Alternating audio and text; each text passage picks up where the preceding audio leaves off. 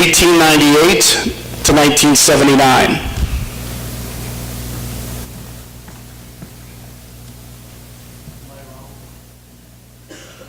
Pick here number 3. Another school closed in 2011, now a part of Propel Charter School.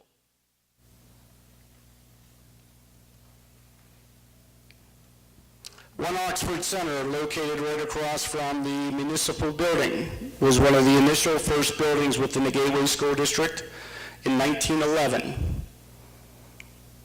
Closed in 1975.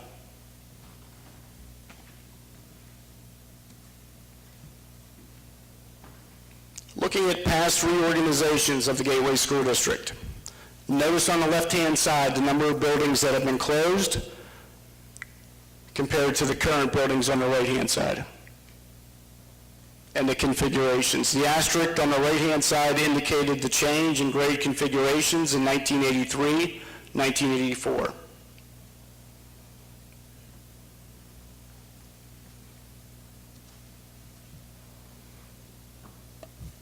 Put together regulations for school closings.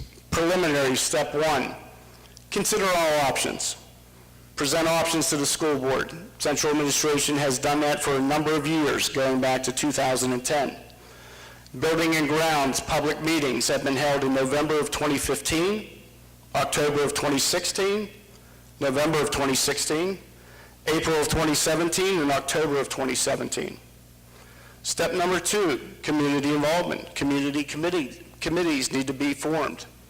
If the school board decides they want to go down the path of selling the building, accepting an appropriate bid, and then closing the school.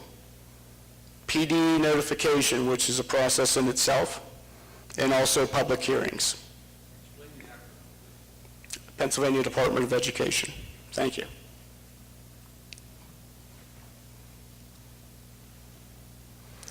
Just to show you current enrollment trends within the Gateway School District. Each one of those buildings you will see highlighted in red the current enrollment figures with a total at the bottom. 3,300 kids presently in the Gateway School District.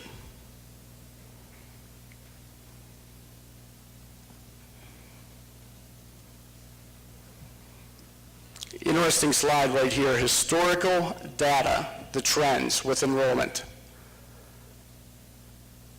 In 1971, 1972, the 5th grade, 6th, 7th, and 8th grade, notice the 8th grade class size, 910 students.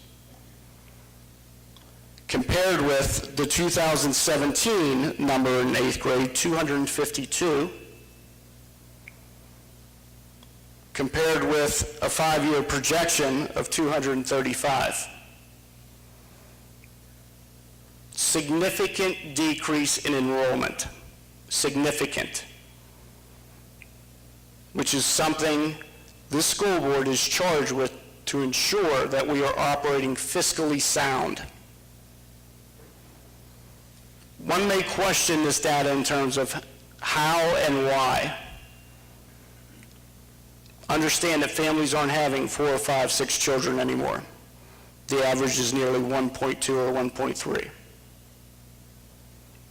Enrollments are declining throughout the Commonwealth of Pennsylvania, just not here at Gateway. If you look to our east, Woodland Hills, Penn Hills, even Plum, significant enrollments are down.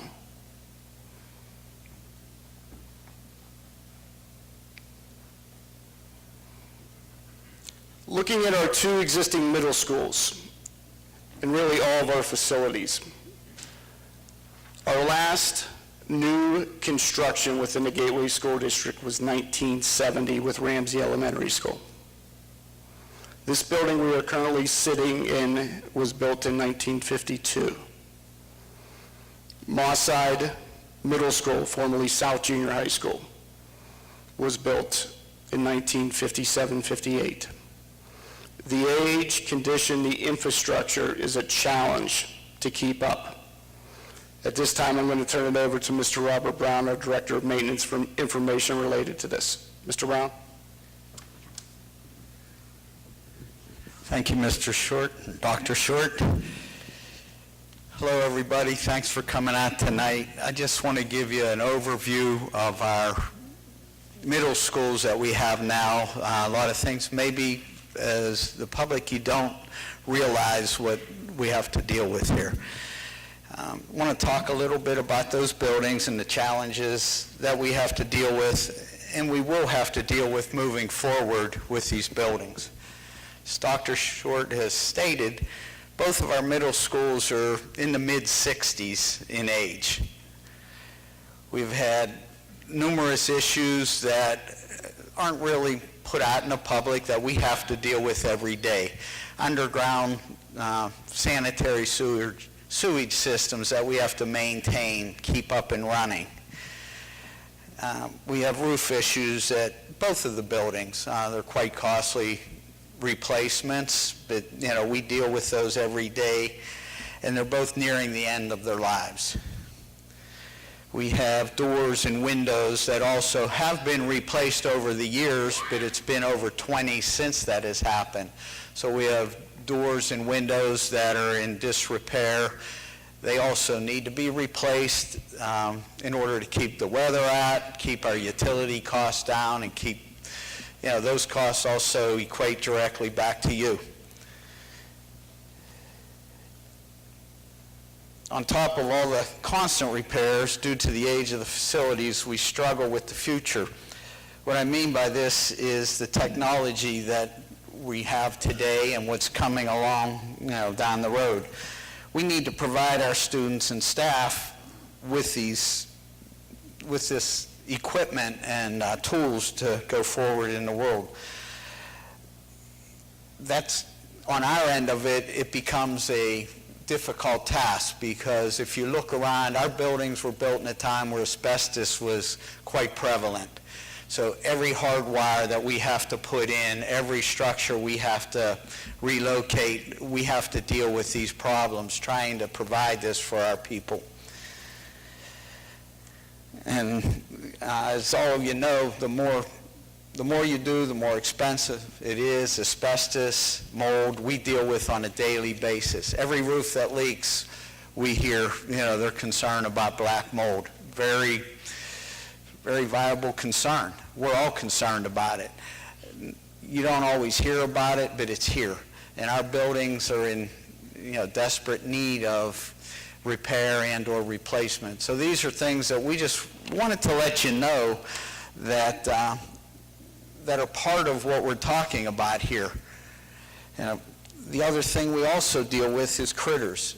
A lot of people have older houses. I'm sure you realize it's not easy to keep all those insects and mice and birds and raccoons out of your buildings. Well, we have that same problem here, and that affects every kid, every teacher, every staff member. So these are things we just wanted to bring to light to maybe help you understand the other side that you may not see. So thanks. Thank you, Mr. Rao. Thank you. Micah, if we can go to the first overhead video.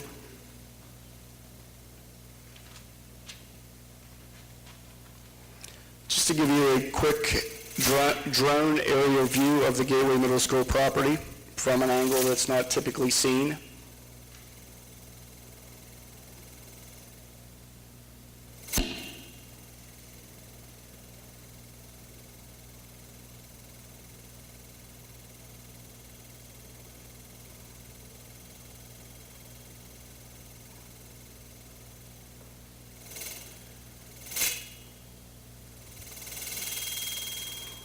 Thank you, Micah. Can we go to the next video? Mosside Middle School property.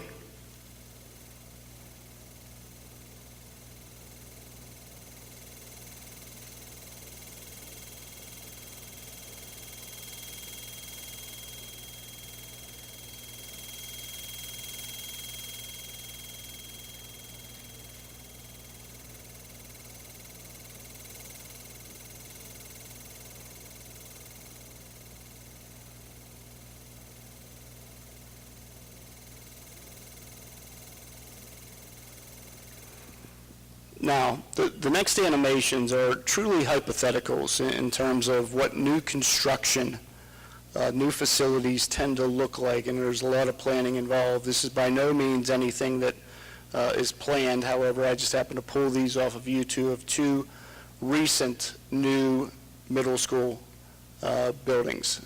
So Micah, if you could roll that, please.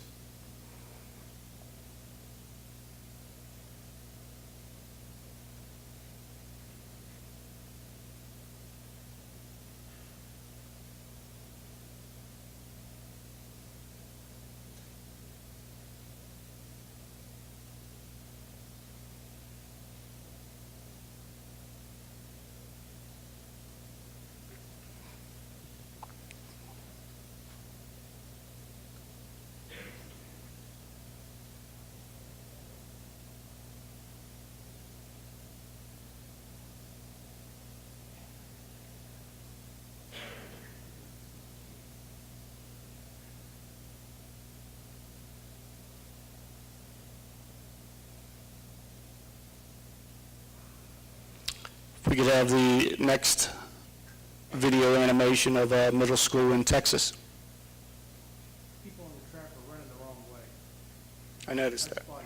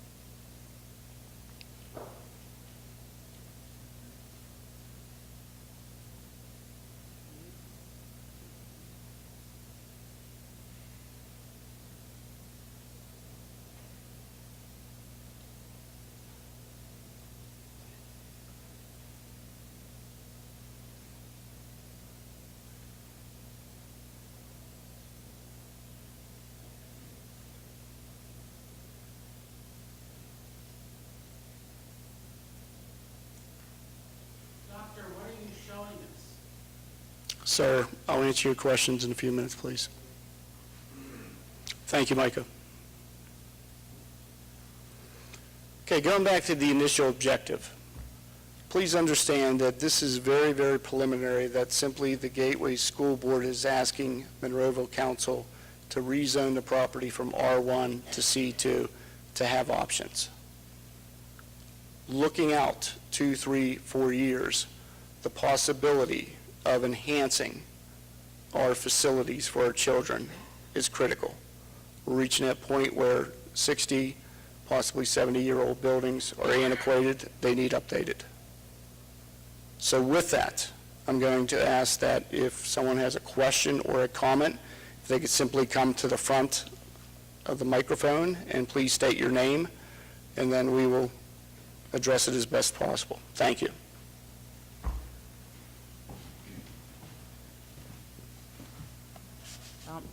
My name is Jeanette Beagle. I live in Monroeville.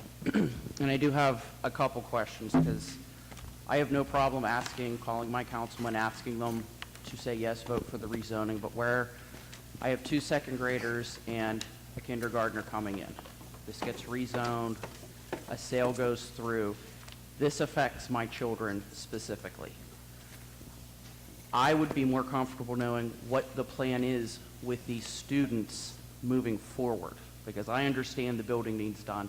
It's best in everybody's interest to get this property on the tax rolls for the municipality, for the district. It brings money in. But I would like to know what's going to happen with my children, because they are my first and foremost concern.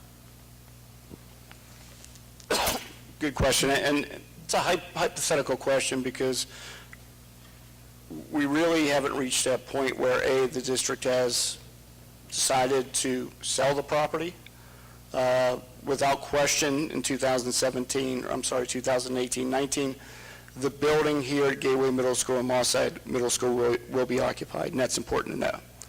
However, if the dominoes tend to fall, it has already been stated at prior Building and Grounds meetings that the public still favors the K-4 elementary buildings. They are not going anywhere. Now, that may change with a new school board. However, this board is committed to the K-4 local elementary schools. Now, having two middle schools and in educational theory, we have 4 transitions. K-4, then our students go to a 5-6 building, then they go to a 7-8 building, then they go to a high school. Too many. Yet we need to reduce that. So in order to do that, we either create a 5, 6, 7, 8 middle school, or we drop the 5th graders back into the elementary schools to have a K-5 model, a 6, 7, 8 middle school, and then the high school, 9 through 12. So, not sure if that answers your question. Okay, to follow up on that one, because my children are at UP, I don't know where, if you decide to drop back, where those students go, because we barely have room for the students that are there. No question. We would have to look at redistricting as far as our geographical maps locations for students. Currently, and the PowerPoint will be available tomorrow online, a number of our buildings, when you look at areas in Monroeville or Pitcairn where students live, some of the access or buildings that they're made to go to truly can be examined and looked at, so we would have to look at rearranging the boundary lines.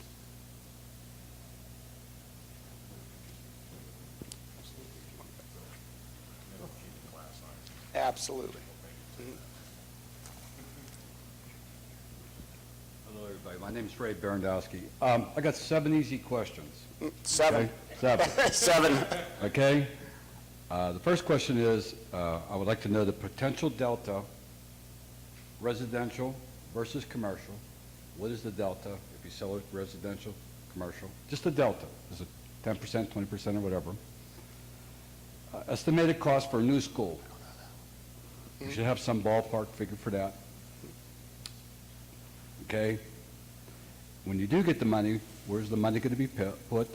Okay, I may forget your questions as you move forward. We can go over them, okay? The potential profit that you make, okay, is taxpayers' profit that we pay, okay? Will the money be invested in the inner structure of Monroeville? Because Monroeville's inner structure is shot. The roads, the highways, the sewer system, everything like that. I'm all in favor of a school, but without a good inner structure, it's a waste. And if you are going to build the campus that you showed, now those campuses you showed are from mega cities that have big bucks. They weren't a little small town like this, because those were campuses. And you could have your campus, but make it a multi-campus, all the grades in there, and that would be a good investment. Thank you. First question I have. The change, the difference in between R1 and C2 price-wise?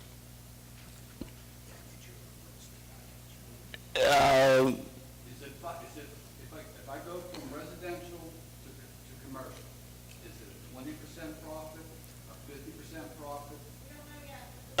I'll be honest with you, I do not have that answer to that. Art McNally from the 360 group that has been retained by the district. Art, are you able to shed some light on that first question? No, we don't have an answer to it. You did a good evaluation. Waiting for the appraisals to come out. Wait a second. You should have a cost model already via history, what residential is and commercial. I know my facts here. If you do your due diligence, you should have at least, what is the delta? 20, 50, 100%. Any property that's sold here, when you did it, you should know what the delta is by now. Not you were working on it. You should have that information on hand for all these people. That's called due diligence.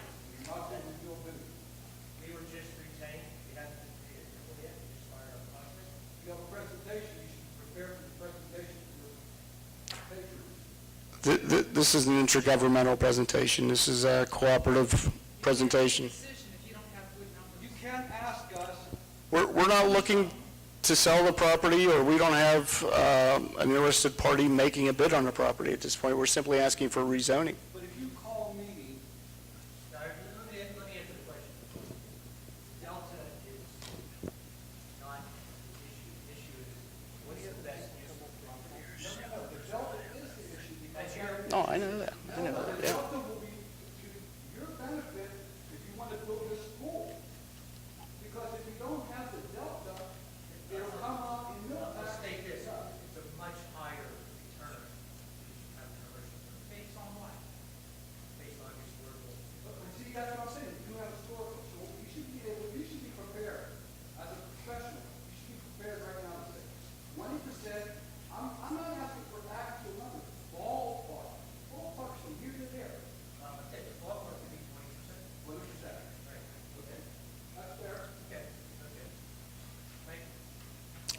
Sorry, sir, the second question? Second question is, if you do this thing with schools, what's your ballpark cost to build a new school now? Typically, ballpark cost anywhere between $40-45 million for a new school. So that's sale, would it come in line with that figure? We don't know what the sale price would be. Okay, so we're not even close. Did we say that? I can't say that, because I don't know what the building will sell for. Do you know if it'll come in to 40 mil? Do you know if this property will bring 40 mil? Sell the building itself for $40 million? You think it'll make it? No. No? Okay, No way, it's not worth it. okay. Good. All right. Mm. I'm all for that. Well, if there's no profit to cover the school, I guess there's no money to go into the infrastructure from the sale. The infrastructure is really a municipality issue. Well, no, the profit, Taxpayers, they're gonna pay for it. the taxpayers have been paying for all these schools through beginning of time. Correct. Plus you get assistance from the government, Correct. a minimum of 10% to assist you in your school. Mhm. So whatever profit is made, okay, apparently, none of it goes back to road because you're tax deferred, because you're a school, right?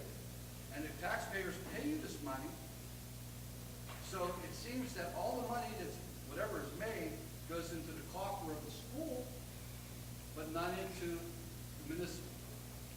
It's correct. Okay, does that sound a little like, Cart before the horse. I mean, if you want to do all this stuff, but your roads are tore up, your sewer system's antiquated, your highways can't support all this infrastructure, but you're going to have this real nice school, right?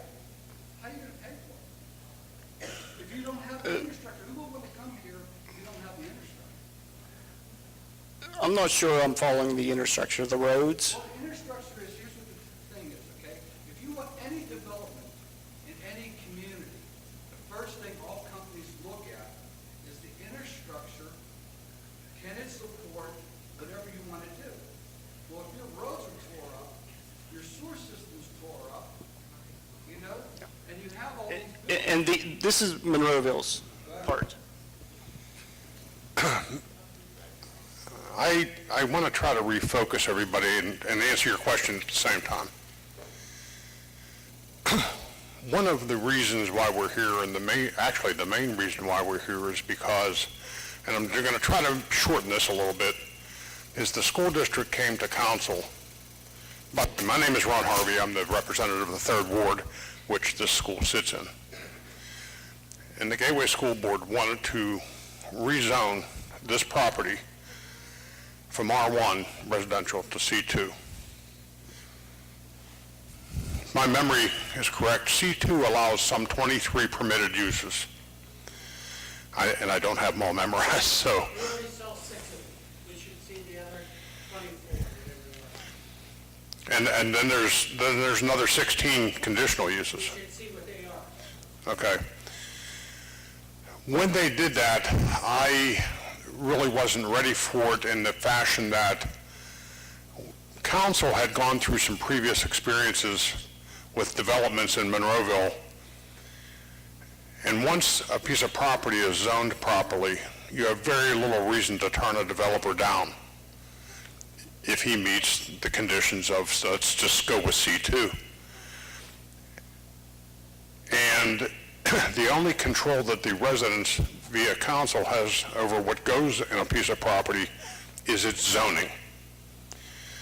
So I didn't want to zone it C2 until they told us what's going here. Wasn't looking for that, but either way, that's, of all the residents, of all the issues that called me, settle down, easy. Of all the time I've spent on council, this actually was the one I got the most phone calls about, not potholes, not paving, not, was what's the school board intend on putting there? And my answer was, I don't know. Maybe we're putting the cart before the horse a little bit here. So the school board wants to rezone, and I'm not trying to beat them up. Believe me, we've met and talked about this. But there was a situation where municipal council, at the wish of some of the residents, turned down a development that was in the proper zoning, and we got overturned by a judge. And I didn't want to go through that. And then there was another situation where the property was not zoned properly. The neighborhood didn't want the development to come in. We turned it down, and that's the way it went. It's off the table. The lesson being, once it's zoned properly, you have very little say as to what goes there if it meets that zoning requirement. So I'm trying to explain to you my train of thought. So the issue here today when we met with the Intergovernmental Committee was this is strictly a topic of rezoning. The school district wants to rezone it C2. It is currently R1 because schools didn't matter back then. They could build on anything. And this happened to be R1 property back in the day when this was built. So it is residential property. To get the best bang for their buck, their tax buck, they wanted to change it to C2 because they think they can get more money for it. We're not against the most money. I think what everybody wants to know is, out of this portfolio of options, okay, 23 or whatever it is, okay, if the wrong option's built, say somebody says, okay, I'm going to put a prison here, and they can't. C2. Well, And that's what everybody's worried about. We don't care. We'll give the school the money. It's not, we don't want to give them the higher amount of money. Well- We want to make sure that the money's spent wisely. That's all. okay, well, you're a notch ahead of me here, okay? So in the process of the school district saying, hey, we can get more money for it for a C2, and me saying, I don't want to rezone it C2 till you tell me what's going there, here we are, okay? So I said to the Intergovernmental, why don't we invite the public and get their view on this, especially the residents, because it's not our property, it's theirs. Jumping ahead a little bit to your one comment, the school district, if they got $15 million for this property, it has to go into the school district budget. It doesn't take care of roads, potholes. That's the municipality, that's us, okay? So it doesn't do anything for the infrastructure of Monroeville. It does affect us. I mean, here's the thing. If they would have sold it strictly commercial, I'm just going to give you some numbers. If they sold it strictly commercial, and they got $10 million. But if they do commercial, they get 15. Well, that $5 million delta, okay, should go to, well, I don't want the infrastructure to keep. But it can't, it has to go to the school board. It has to go to the school district. It cannot come to Monroeville. Well, then there should be some clause that it can go that way. Talk to your state representative on that one. But I'm just telling you that it can't. It has to go into the school board's budget, which I guarantee. Because even if they get that money and it just goes to the school, they do what they want, we as Monroeville citizens will pay for the roads and the infrastructure to support that. That's true. So we ask it. Well, wait a minute, hold on a second. I'm going to make a hypothetical here. Say they get $15 million for this property. They are probably going to put it into the construction of the new school. Okay, I understand. Okay? So, Construction, you think they're bringing little bullfighters in? They're bringing heavy equipment. The road structure is out of kilt. well, they'll take care of everything on Gateway School property that's done that. They gotta get That's our problem, Monroeville's problem. You don't have the money. No, I'm saying, You don't have the money. You just did your budget not too long ago. You got to sweep back.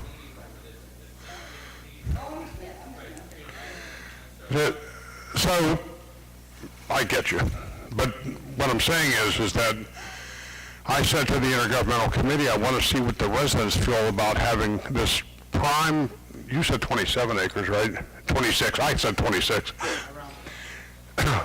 This 27 acres is probably, would be some of the most prime property in Monroeville if this school was closed. Next to the Turnpike and the Parkway, and 60 seconds from 22, it would be very, very valuable. And the question is, I don't care what I don't mind what the school district gets for it. I'm just worried about what goes here, okay? And so the lesson I've learned on council is our control comes under zoning. So I'm going to make two examples. So if some developer who shows us pictures of two beautiful 4-story tinted window office buildings that he's going to bring in 200 jobs, plus turn it into tax-paying property, we're probably all going to go.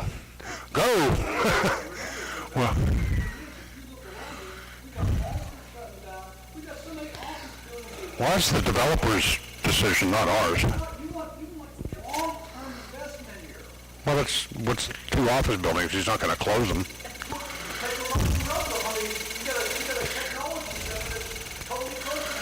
Well, there's way more to that than that's the owner's fault. Okay. Same thing with down here where Giant Eagle is. Okay. Don't let that think that that's because people don't want to be in Monroeville.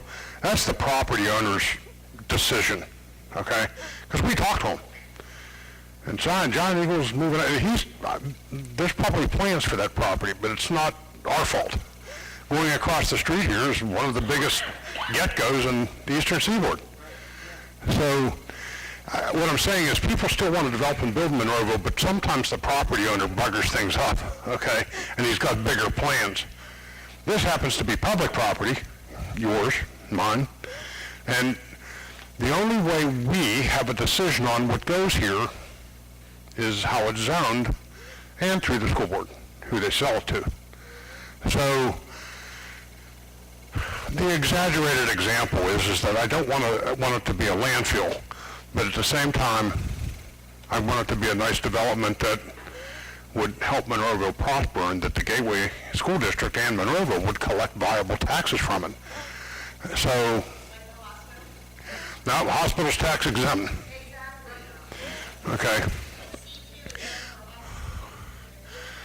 C2 is not hospital. C2 is not hospital. Paul, help me out. Am I correct? Okay. C2 is not hospital. But, I'm telling you this. I don't know how this whole thing would go, but I would not be in favor of selling it to a tax-exempt entity, so, but, huh? We sold 7 on those C2s. Let's see the other 20. That might be negative. Well, he might not have them on a PowerPoint, but I have them in my binder. I don't know them off by heart. He knows it. You want me to read them to you? Yes. I know.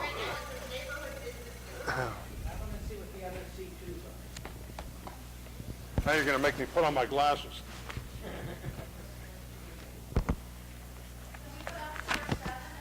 Yours might be clearer than Yeah, I mine. got it. All right, under C2, you can have amusement, auditorium, banks, business college, business services, a club, convention center, department store, food service, funeral homes, medical clinic, nurseries, offices, personal services, restaurants and bars, retail stores, shopping centers, studios, theaters, vehicle sales room, veterinarian clinics, accessory uses, and forestry. Yeah, but that's not tax-free medical, that's a doctor's office. That's like a technical school.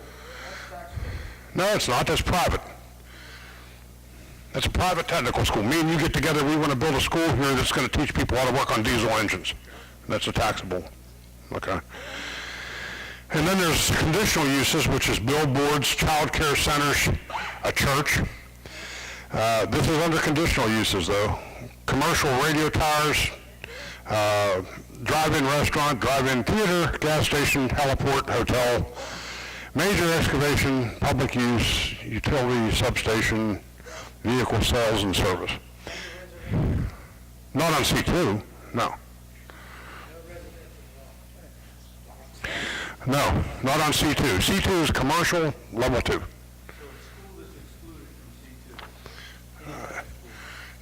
Except private schools, like a... Well, that's under conditional uses, that's... Yeah. Well, it's intergovernmental. The council and the school board are here. But anyway, the whole purpose and idea of this meeting was strictly about the rezoning of this piece of property. Okay, well, I'm trying. I just wanted to bring everybody up to speed on how we got here and why we're here.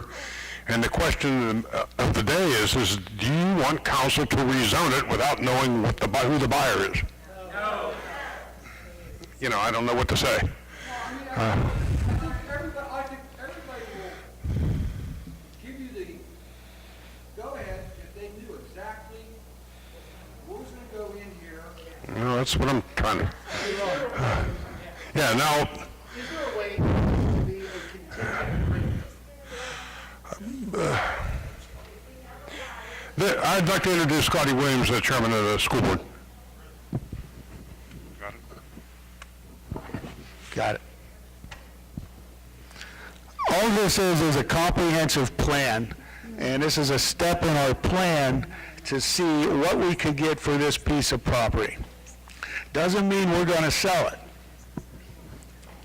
We might not get enough to sell it to do what we wish to do, and that is to build a new school.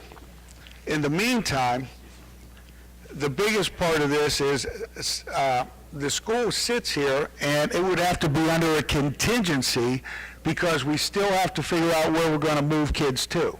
So it could be a year, 2 years, 3 years down the road before anybody could do something with this property. Saying that, it's the school board's best interest, and as a citizen of Monroeville, we want what's best for Monroeville on this piece of land. We are the biggest taxers, so we want to get the most tax out of this land by whichever company comes in here. Now, we could sell this piece of property to a company. They could come in 2-3 years from now, rip down the school, and then resell it to somebody else. That's out of our control. But I think council and the school board are on the same page that we would like whatever is best for Monroeville to come in here and provide the most taxes that we could get out of this piece of property. And like I said, there's a lot of contingencies here. We still have to develop more of our plan to see where some of these kids will go. And it'll be years, and a new school board can come on and say, you know what? We don't want to sell this. We're going to stay with what we got. Or times could get tough, and we can't afford to sell it. But this is just a way to see what we might be able to get out of it if it's rezoned. And if it is rezoned C2, it can still remain a school forever. This school can still stay here forever, C2. But all we were trying to do is figure out what we could get for this property. Like you said, if we got 10 million, well, maybe that's not enough to build what we want to build. So we're going to have to sit on it and just eat it. But there's nobody was promised this piece of land. Nobody was guaranteed that a hospital would go here, a church would go here. The last thing we want is a nonprofit on this piece of land. That's the last thing we want. We want to make money, and we want to continue to make money so we don't have to raise tax. And that's all we were trying to do. That's it. And Ron said he got some phone calls, so we met with Ron and council and decided what's best right now is sit down, have the public come, answer any questions that they have, because we represent you. And whatever you have to say, whatever you want to ask, we'll try to answer as best we can. My name is Cheryl Boyce. 70 years, my family's lived in this community. I also worked as a director of a nonprofit for education. So I want to talk about the law. First of all, under no circumstances is revenue that's gotten from the sale of a school based on the school code, which is the state law, is allowed to go back into the community. The Department of Education is going to look at the Gateway School District. It's called a reconfiguration plan. They're going to have to outline in detail to the Department of Education every single thing they're supposed to be doing. They are not allowed to do what you said. That's a violation of the law. What they can do, and what they're trying to do, is if you look at this district, and by the way, Dr. Short, you missed a school. I went to Bellwood Elementary on Bellwood Avenue in Monroeville K through 4th grade, which was for the longest time an empty lot. I took a drive recently down Bellwood Avenue. There are now houses. Other than that piece of property, which now generates tax revenue, the only other piece of property that's actually generating tax revenue, think tax revenue, is one Monroeville Center that used to be Monroeville Elementary. Everything else is nonprofit, or it's a park or whatever. They're trying to generate tax revenue. And the other thing is, when they present the reconfiguration plan to the state also has funding, correct, that they will provide the district once they see the reconfiguration plan. We are far from that point. Far from that point. But I do want to ask council, because there's another law the district has to follow, the same law that they have to follow, which is the Sunshine Law. A provision in the Sunshine Law says that when an entity, a government entity, which the school district is considering the purchase, sale, lease of real estate, up to the time an option or agreement is obtained, they don't even have to have this meeting. They're trying to rezone it to benefit them, which benefits us, and actually, up until the time they have to stand by the provisions of the school code, they don't have to do what they're doing right now. So I know you want to know what they're building, but based on the provision in the Sunshine Law, if you let it out to the public, will they get the best price for the property if everybody under the sun, if the Times Express and Tribune Review put it in the paper, if it's all over Facebook and everybody has misinformation, are we going to get the best value for the property? Because by rezoning, think about it, we've only had 2 pieces of property so far. This is a different administration, this is a different school board, and they're looking to ask you to put them in a position that they can get the best possible price. And you know what, I'd be surprised. Why would you go through this grief unless you really wanted to put something on here that was going to generate serious tax revenue? Why would you do it? It's not worth the grief. Plus, they've got the state. This is very different than a regular person that builds. They're going to have the state down their throat for the reconfiguration plan. They've got to prove to the state why they're going to do it, where the kids are going, how this is going to work. And the state's going to come back and say to them, we may have questions. We may want you to do this differently. If you want us to help you fund it, there may be some things that am I right on this? Read the school code, read the provisions of the Sunshine Law. They really have to follow this. This is just not willy-nilly, people. If you don't like the law, then lobby in Harrisburg to get the laws changed. Talk to our state legislators. But they have to follow the law. So my question is, though, if a provision of the Sunshine Law says that they don't have to really show you the details, they're in a quandary. Because if you don't say okay to the change in the zoning, and they really, based on the Sunshine Law, really have to be careful about what they release to the public, how do you come to an understanding? Because I'll be honest with you, I've seen a lot of schools close. My kids were bounced all over, and I think this is a smart move. If they just wanted to close it, they wouldn't be asking to have it rezoned, something that's beneficial to the municipality, and also to them, and also to us.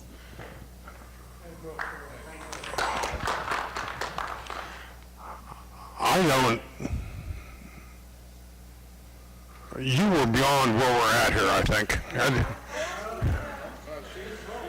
Okay, so what I'm asking you is, if you want me to vote to rezone this without knowing what's going here, well, that's what she's saying. I just asked you, under the provision of the law, which you have to live under too, the Sunshine Law, it says they don't, based to consider the purchase, sale, or lease of real estate, up to the time an option or agreement is obtained, they don't have to make it public. They're coming to you and working with you on this.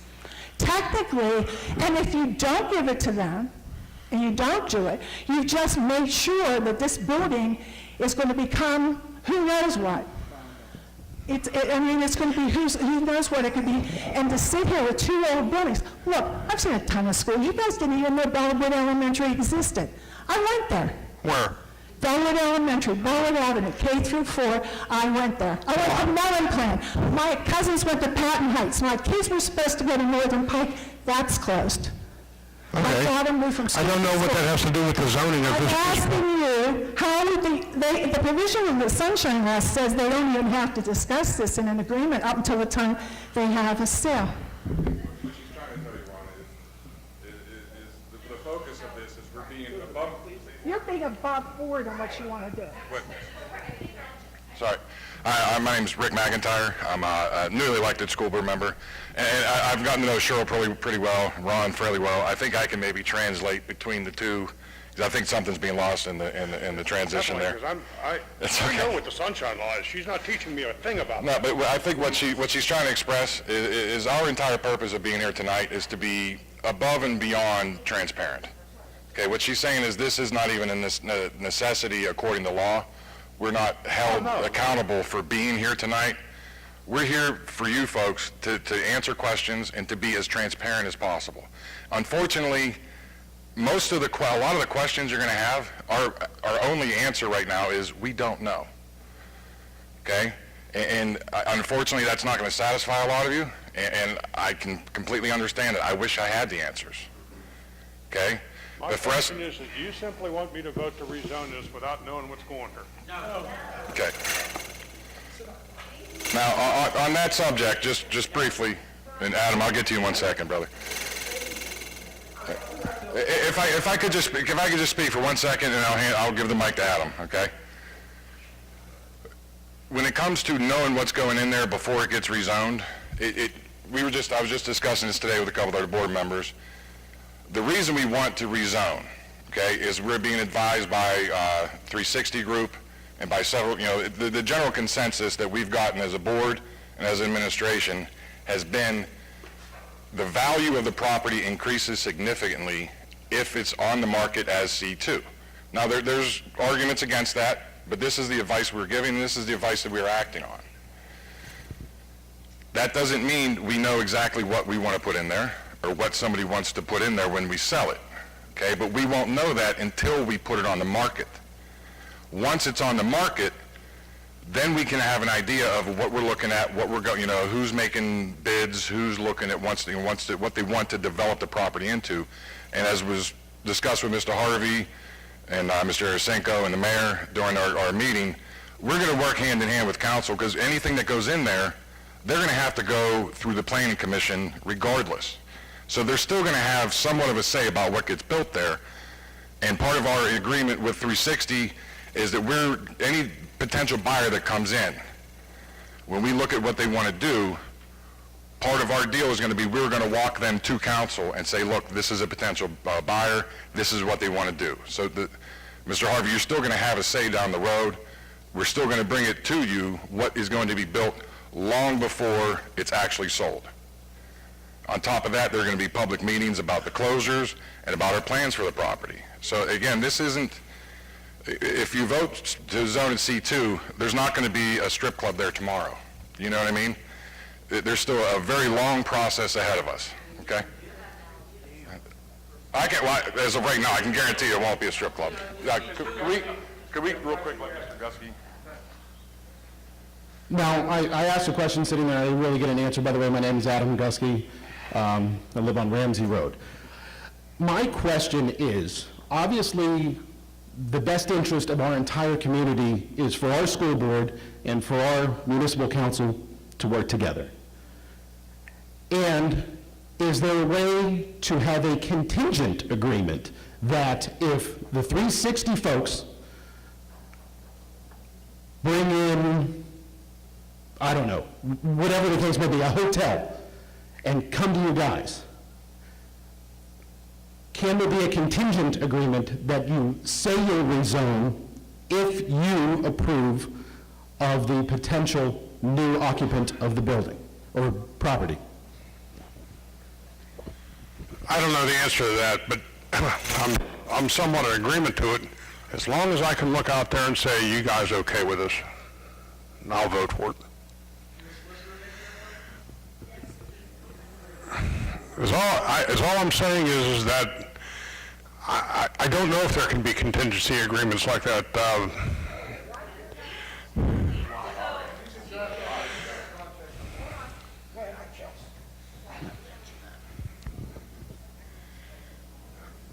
Introduce yourself. Hi, I'm Chelsea Dice. I'm the solicitor for Gateway School District. Before we can enter into an agreement of sale, we have to get that court approved under the school code. It's very different than a municipality if they go to sell something. And to have all these contingencies, I'm not saying it's out of the realm of possibility, but it is not a normal course to do that.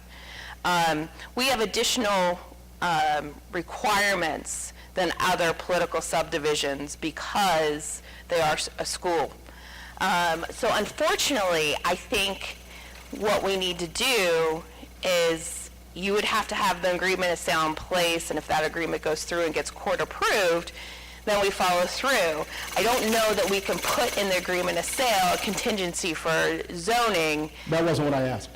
Well, I asked, can there be a contingency It would have to be- from the municipality to the school board saying, if we approve, if the municipal council approves of what the school board wants to bring into the property, we will approve a zoning change? right, and for us to agree on somebody to bring somebody in, Party X, whatever that corporation may be, we would enter into agreement of sale with them.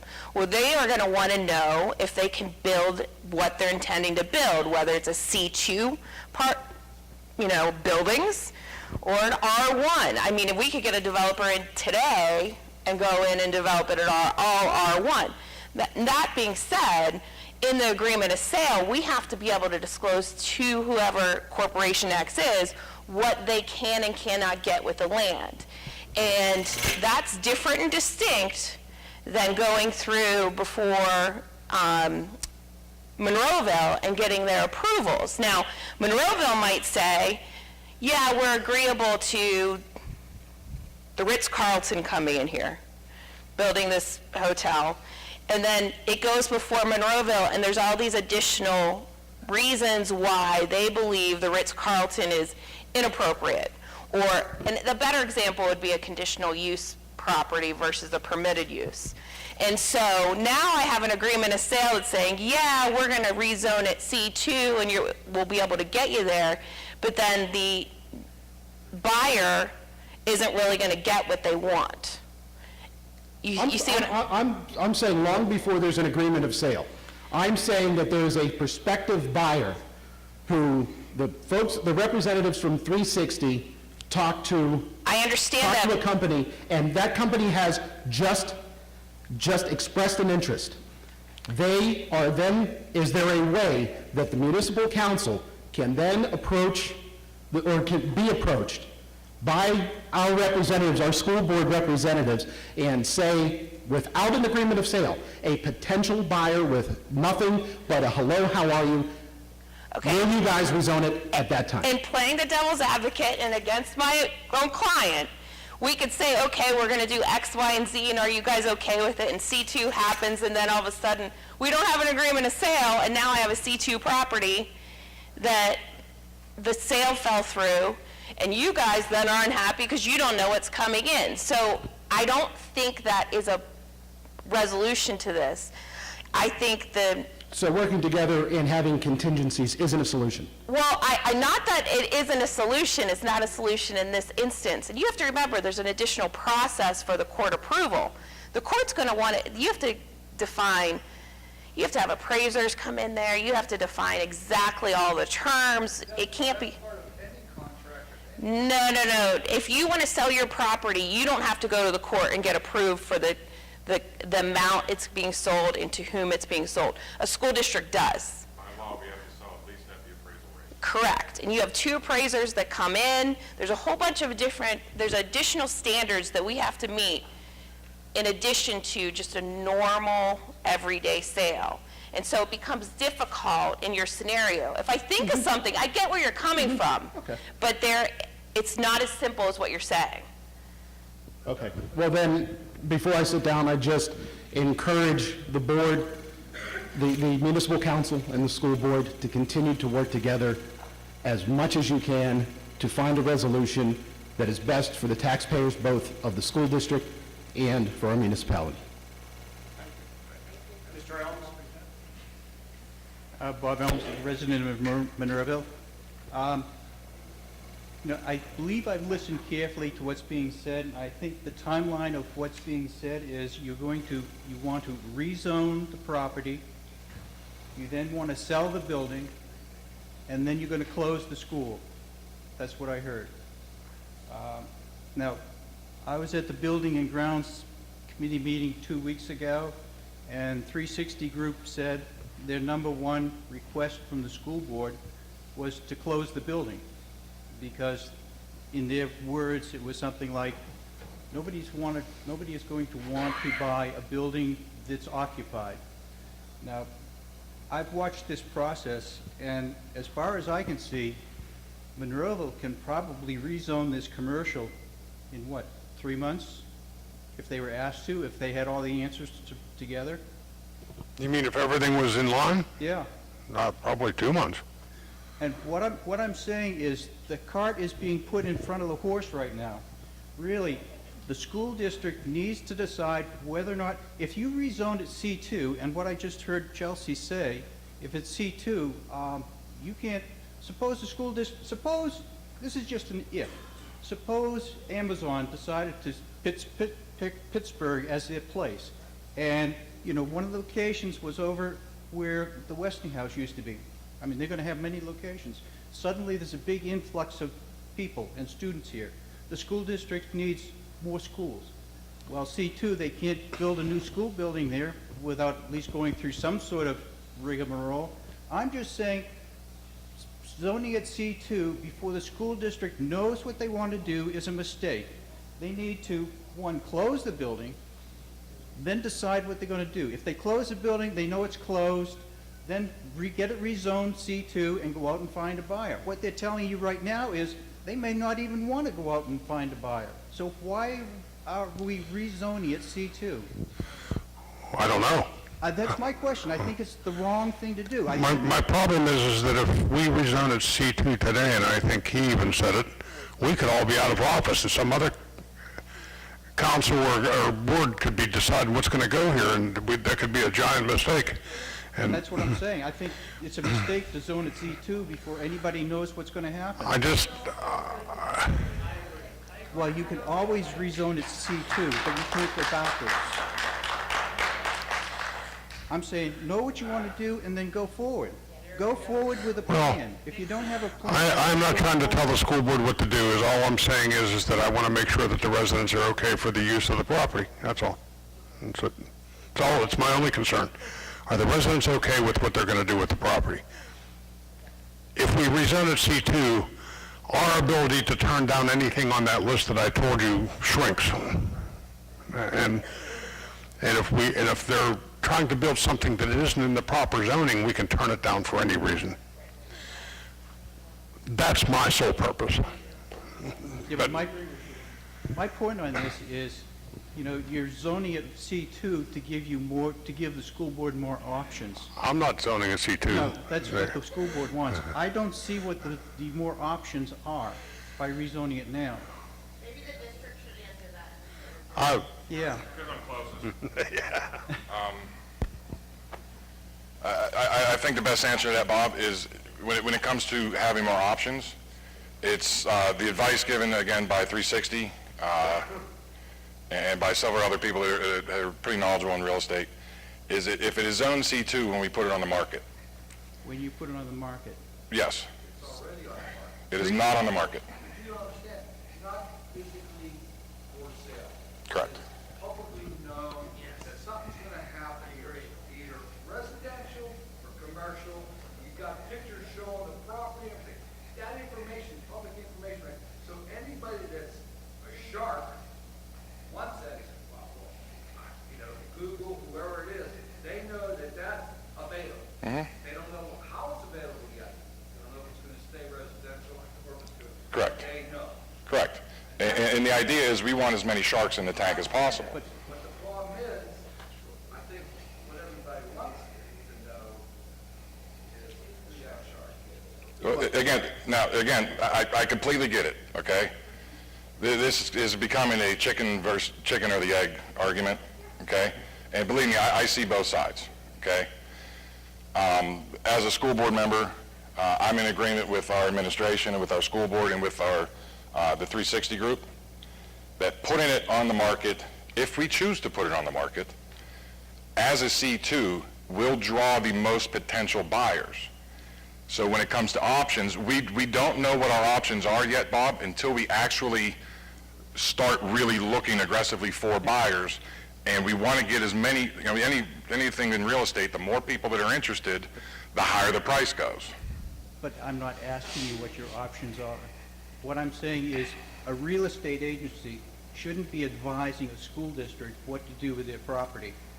The school district has to know what they want to do with their property. When you decide to sell the building, then you go to the real estate agency and get them to rezone it C2. You lose options when you go to C2, and that's my whole objection here, is, you know, don't lose your options until you know where you're going.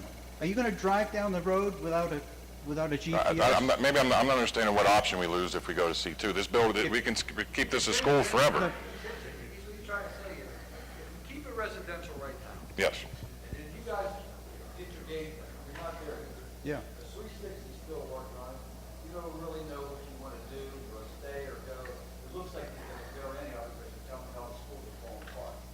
Well, again, and part of that, we don't know because we don't know what this, we don't know what we're going to get for this property yet. Economically, from your conversation and the trend that you're seeing, like every 7 years, when the schools is closing and the cost of maintaining, it makes good business sense to consolidate into smaller.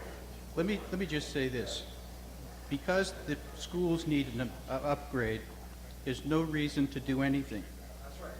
The Pitcairn School is a perfect example. It was closed because it would require $1 million of upgrade. Well, that school is now costing the Gateway School District $1 million every year. So you don't close a school just because it needs to be upgraded. You have to have a plan. And that's my only objection here, is there's no plan. And I'm saying, you know, if you don't have a plan, you shouldn't be making decisions.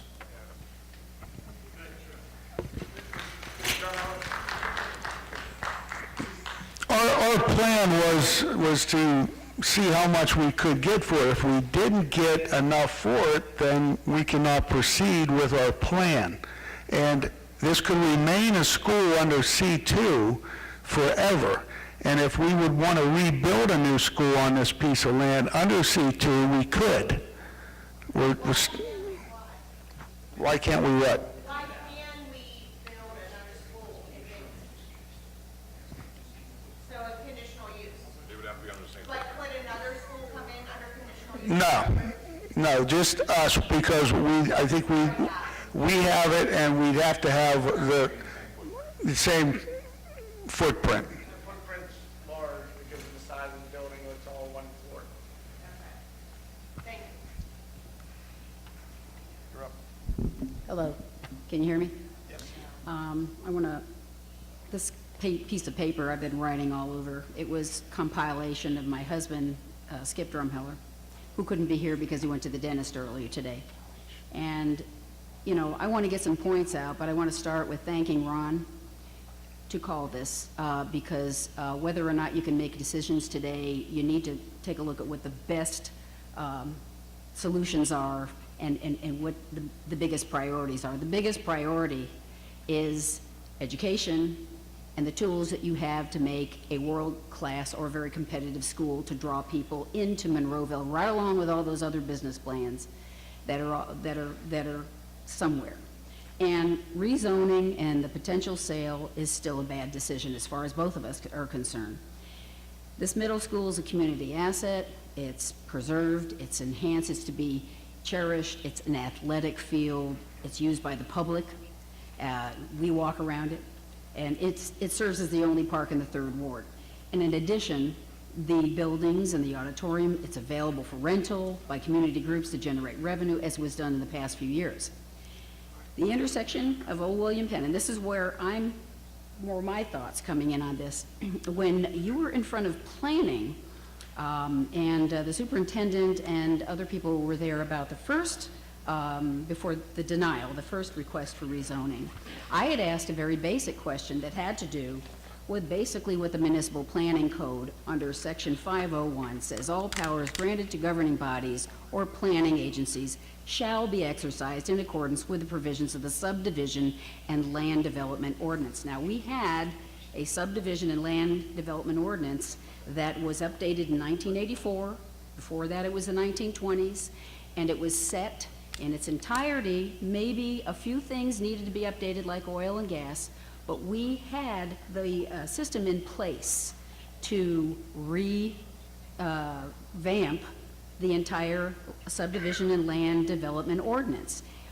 Well, this document is important because it basically says what is the highest compatible use for the land.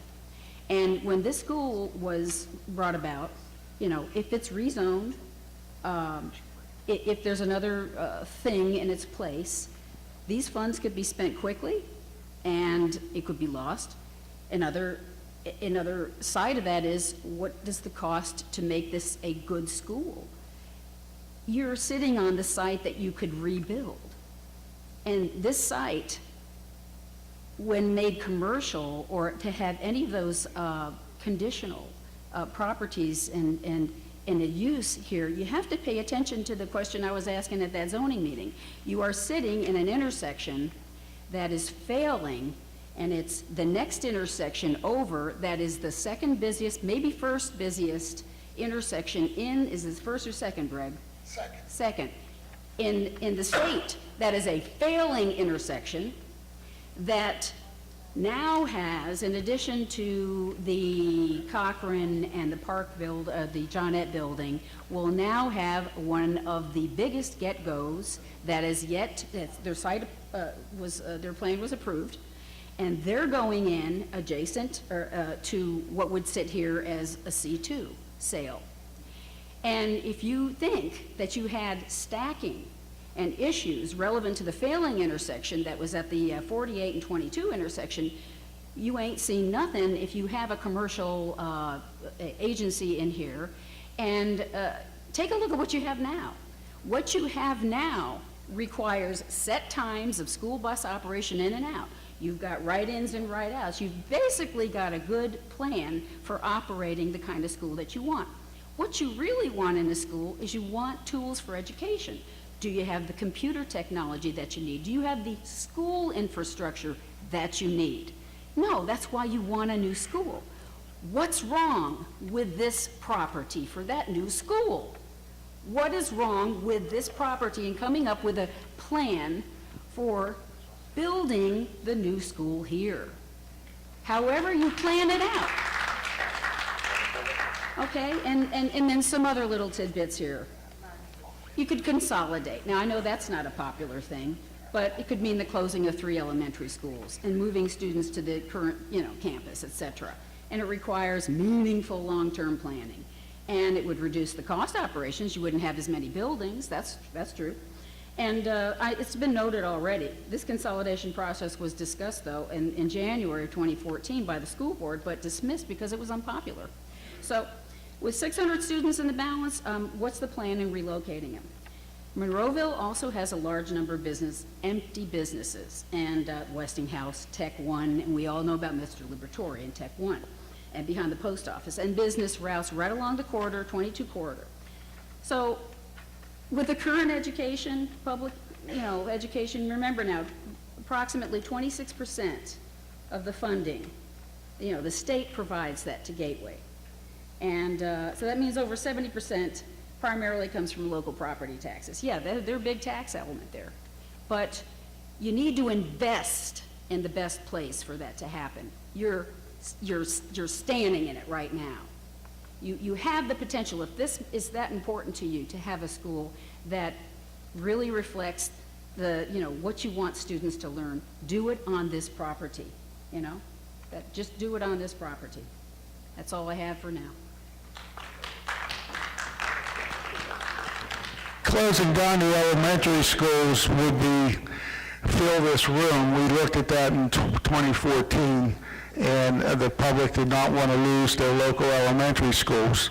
The reason to sell this piece of land is to build this new school, we would need the funding. And this is the only land that would be worth the most funding. We could not build a new school.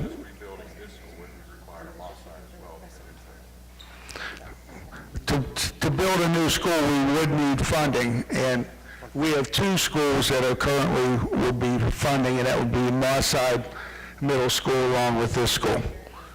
Let me change everybody's direction. I just want to change everybody's direction again. We're a law from them building a school, and they're going to have a public meeting to do that. We're here about the rezoning of this property. I just want to keep everybody straight. On a side note, the fact that the school board wants to move all the schools or most of the schools over to one campus is probably a fantastic idea, if nothing else for security, in case you haven't been watching the news. But we're not. For school security. But we're not there yet. We're talking about this piece of property and rezoning. Try to keep it there. That's all I'm asking. And Bill, I think we got another question, I guess. I don't know. There's a couple different things going on, and I'm sorry. My name's Amy Bear. I live in the district, but I am also a teacher in the district, and I teach here at this building. And one of the questions, and I don't know all of the history with the Tech One Park behind the post office, so maybe I've been here 10 years, but I don't know. Apparently I missed something on that. But I have on here, what does 27 acres go for in Monroeville? Like over at Westinghouse, like what is that property? How, does anybody know? Like how many acres it is and how much is it up for? Or like how much is Tech One up for, and how many acres are over there? Anything? That's going to, I think, come back to the appraisal. We haven't gotten our appraisal yet. Oh, so like a equivalent, like, not compatible, but, Yeah. okay. Comps. It's a comparable property. Comparables, okay. Because this location is Okay. pretty prime. I know it's a prime location, that's fine, but I mean, Tech One is prime, like, Westinghouse isn't that far, it's very close to the hospital. It's not that far. But how much? Just so you know, the owners of Tech One Center do not want to sell that property. We don't want to. Tech One does They not. don't want to sell it. They don't want to sell that property. Until some ownership changes, that thing's going to sit there dormant for. It's a write-off for them. They're paying I am taxes trying. on municipalities, correct? Into our very little. Yeah. Let's go back to the rezoning of this property. Okay. All right, so how much, now I understand what we're saying as far as the municipality being able to control, because they have to grant for the district to be able to have that rezoning, but how much say does the seller have, if the school district as a seller how much does the seller have to whoever's buying it? Like, how much say do they have in that? Or is it they have their $35 million and that's it? I don't know if I get that question. How much say does a seller have? Like, I can't, okay, like, I can't, come in and say, oh, well, I don't like these people buying my house. I can't sell it to them, like, I mean, I think what we want to do is what's in the best interest for the council and the school boards for the municipality. but can we say that we don't want to sell it to them? Oh, Like, can yeah. the school say that? Yeah, we could pick and choose who we want to sell. We could sell this tomorrow. Excuse me? R1 makes that. R1 makes it, okay. We can meet with the municipality and agree on a group to sell it to, and we sell it to this group. Now, this group could come in, rip down the school, and then sell it to somebody else. That's true. Yeah. And that's after we already sold it. That is true. That's a weakness in the system, and that is 100% true. I mean, ABC company could come to an agreement with the school district and say, we'll give you $20 million for it. And the school district says, okay. 3 months later, ABC company sells it to somebody else. And there's nothing we can do about that.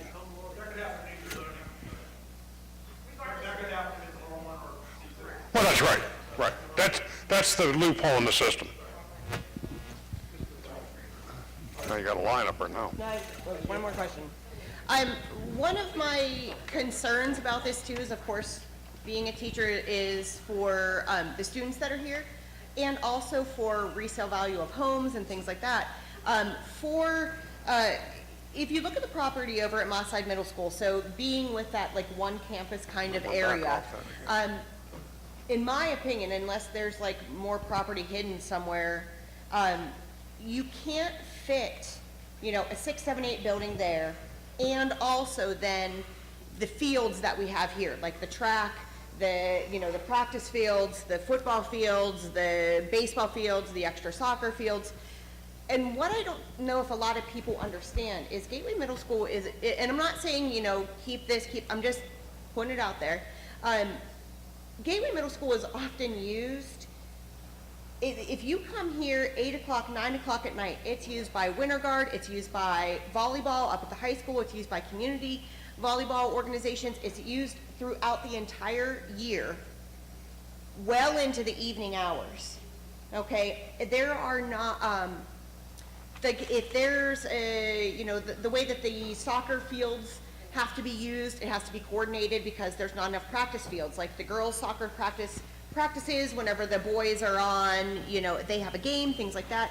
It's just a dance of when things are used. And I know some people are saying, well, who cares? It's just soccer field. Who cares? It's this. If you start to get rid of things that are offered to students at every level, families are not going to want to move here. So, the people that are saying, well, just get rid of middle school sports. You know who gets rid of middle school sports? Schools like Woodland Hills. We're not Woodland Hills, newsflash. Okay, I know some people really like to down Gateway that way, but we're not Woodland Hills.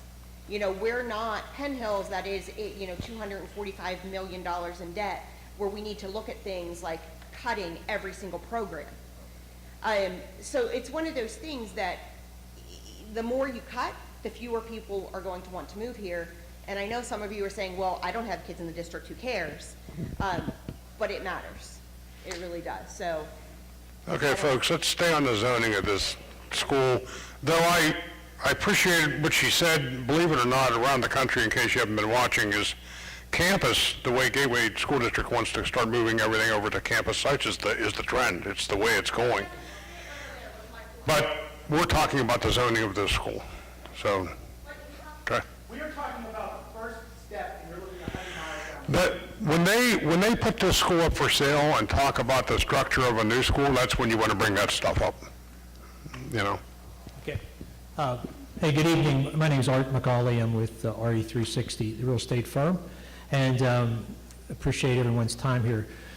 We were asked to evaluate the school in terms of positioning it for sale, And we looked as fiduciaries representing the school board and the municipalities, the citizens of the school district, as the highest, best value we could get for that property. In our opinion was a C2 classification would generate the highest sale price because it offers so many options to potential buyers. R1, certainly someone can come in and purchase the property under an R1 zoning classification. They go to the municipality and see if they would rezone it. That's a bit of a risk, so it does affect the buyer's attitude towards purchase. So they may have a contingency, they come in, present it to us, we take it to the school board in turn goes to the municipality and has it rezoned based on their intended use. And that could be a good outcome, but in our view, it maybe reduces the value of the property because it requires extra time and energy and expense by the developer to get that zoning done. And there's zoning attorneys out there, they get big bucks to handle these negotiations. So our recommendation as a fiduciary was to try to get the most we could for the property, hence the recommendation for C2. No hidden agenda, we don't see any specific purposes. We want to open up to the broadest market possible and try to get the best value. I would like to make one correction. We never made, it's not our opinion that the school has to be closed in order to sell it. It can be sold while it's occupied. There's no problem with that. And in answer to your question, the teacher question about the restriction, you can put in a deed to restrict it. So for example, you could sell it under its R1, you could put in a deed to restrict no further schools could go in there. So you could limit a for-profit school or another non-for-profit school going in there. You could put that in the deed. So there are approaches to this. You know, we looked at the more global approach, try to achieve a C2 to get the highest and best return. Thank you. We're going to take one more comment here. Hi, my name is Jared. I live in the district. So my question is, the board is wanting to rezone it to see what kind of value they can get from the property. And so why do we have to physically rezone it to figure out from 360 how much we can get from the property? Why do anything until we know what we can get? Maybe 360 is not the answer. Maybe we got to go to a different real estate appraiser, commercial real estate appraiser, or commercial real estate company to find out what the value is before we rezone it, right? So you, I think I have a fairly simple answer to that. Okay. As with anything in retail or any real sale of value, market kind of dictates value. So until we start getting people interested in the building and start getting numbers from multiple entities, we don't have a really clear actual sense. We're going to have an appraisal. They don't have a ballpark? I mean, do we have a ballpark? There's real estate. We have a ballpark. It's not specialize in some commercial real estate to give Correct. you those ballparks. So then you would know, hey, here's low end, here's high end. Right. What I'm going to get. And Right. based on those numbers, now you have a plan like, okay, yeah, it makes sense. Let's rezone it. Let's Correct. go. And we do have those numbers, and I think, You said you didn't have the numbers. no, we have ballpark ideas, He said okay? he doesn't have ballpark numbers. I had to drag 20% out of it. And you did. You asked a specific about differences between R1 and C2. And he said 20%. He said a ballpark of 20%. You're telling me now that there's some numbers. So what are the numbers? That 20% is based off of a ballpark number of what we believe and what 360 believes the property may be worth, but we don't have an actual sense of that until we start getting actual interested parties involved. Certainly, And but if you the have a more ballpark- people we have interested, the higher that number naturally is going to go. And we believe that with a C2 zoning, that's going to attract the most number of potential buyers. Yeah, but is that, People know that it's going to be C2 if they bid on the, Not necessarily. And well, regardless, but if you know what that ballpark is, then you know based on the high end, hey, here's what we can do with that money.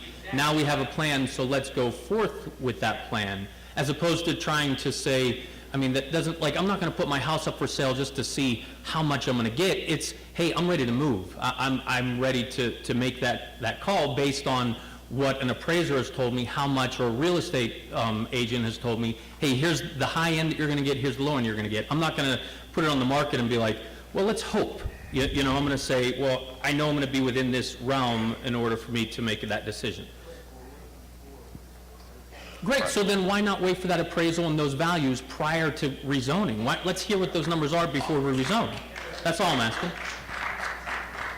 And then we can talk about all this other stuff about the school and the kids, and we get all that, but why even rezone until we know what the values are? Thank you. I'd just like to thank everybody for coming out tonight, and hats off to Ron Harvey and your ward for setting this up for you guys.